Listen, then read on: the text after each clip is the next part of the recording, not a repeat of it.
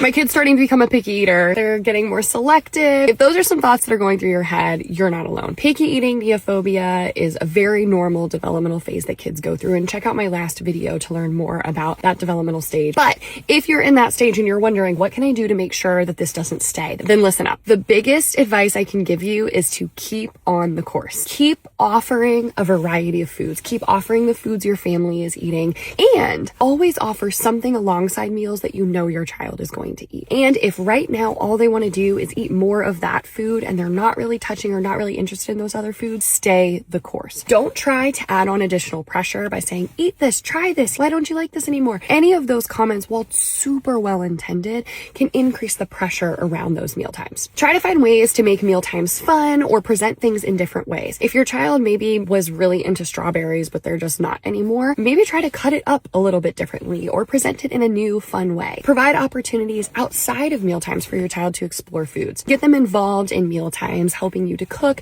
pick out things at the grocery store. Use ways to describe foods outside of just tasting good or bad. Talk about the color, the taste, the texture. Can you compare it like, ooh, this red strawberry reminds me of the same color that Marshall is on Paw Patrol. Also, vegetables is a big one that comes up. My kid won't really eat vegetables. One, vegetables are really hard to prepare in a safe way for kids. Most people prefer raw vegetables. Those can be an added choking risk for kids, and so cooked vegetables may not be something they're super into. Totally normal.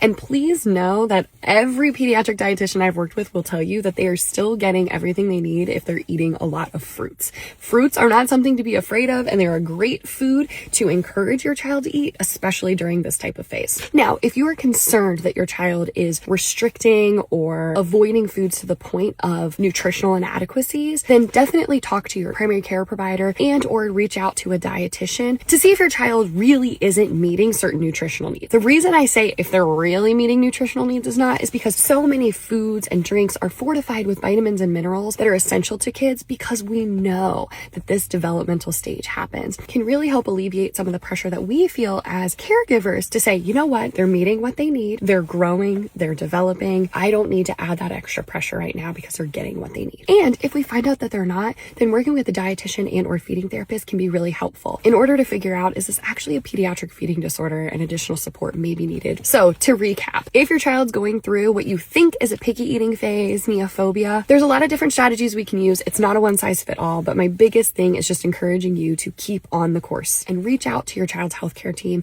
if you feel like you have additional concerns. I hope those are helpful. And if there's any other strategies that you've found helpful or feeding therapists that you've implemented that you think would be worth sharing, please drop them in the comments below.